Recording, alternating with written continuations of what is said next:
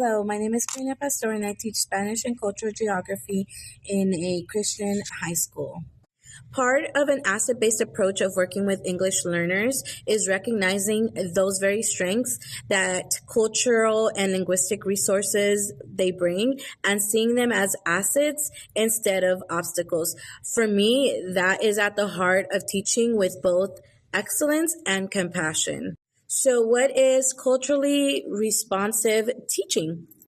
Since I have such a diverse group, I have so many examples. One of them is a student from the Philippines. She started off last year. She was super shy and quiet. Now that she feels more comfortable, she was taking English in the Philippines. But now that she is practicing the language, she feels more comfortable and more confident. To see that confidence in her has been such an amazing thing. To me, cultural competence means more than just being aware that my students come from a different place in the world. It's about creating an environment where their backgrounds are acknowledged and celebrated. So, for example, during Hispanic Heritage Month, we celebrate Hispanic families from the 21 speaking Spanish countries, right? We created Hispanic Heritage celebration where we had folklorico dances, embracing the language, right? But our school also decided to create a cultural night where we not only celebrate Hispanic families, but also every culture in our school.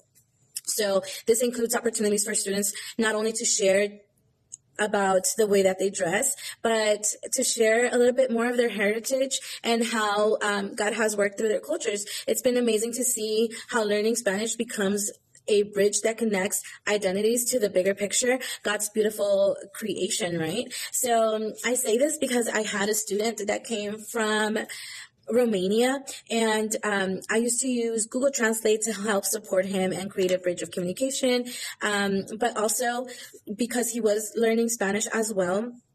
I use this curriculum called Risas and Sonrisas. It's a visual and interactive Spanish program that uses songs, pictures, and gestures.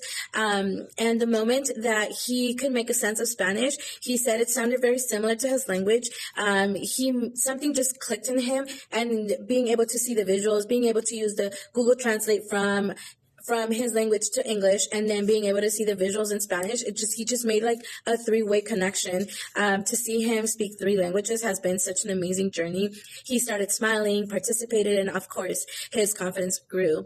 So being able to be a part of such a diverse creation has been such an amazing and inclusive classroom. Starts with small things, being able to greet your students in their home language.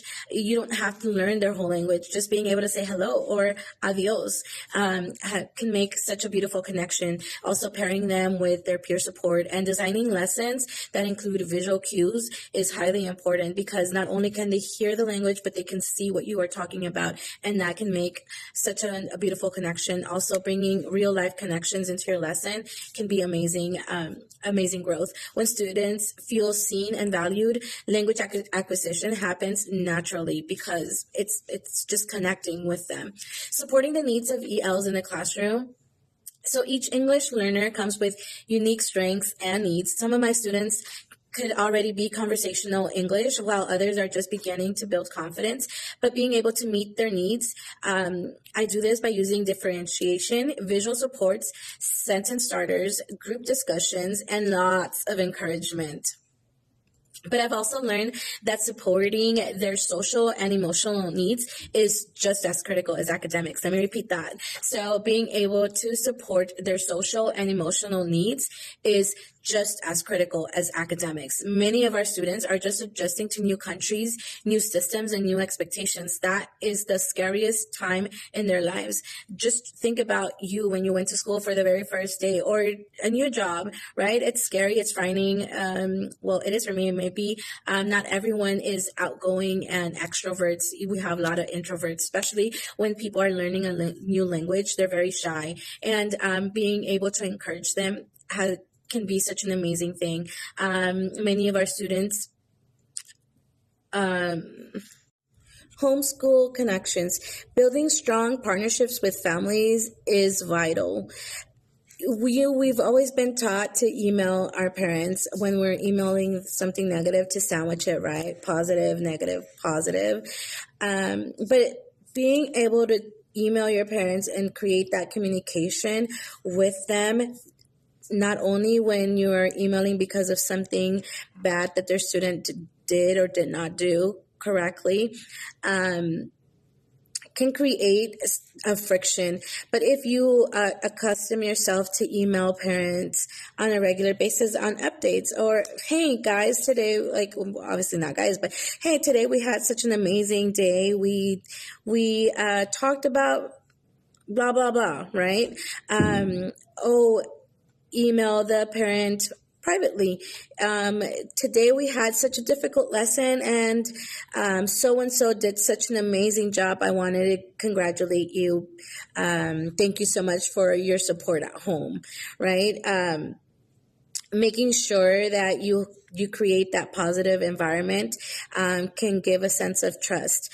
And most importantly, taking the time to personally connect.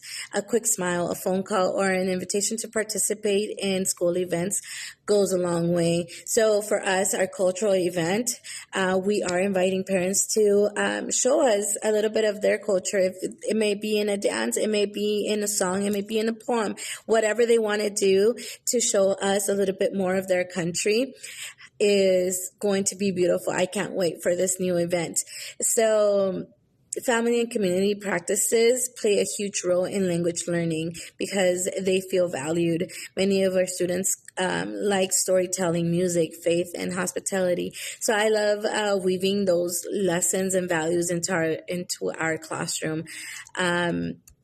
So in the end, an educator means more than just teaching subjects. It's more than just being a Spanish teacher, cultural geography, English teacher, history teacher. It's about shaping hearts. An asset-based approach because of the school that I'm in, is really Christ-like approach, seeing every student made in the image of God with that honor each student's story and nurture belonging. We're leaving out what it really means to love your neighbor as yourself.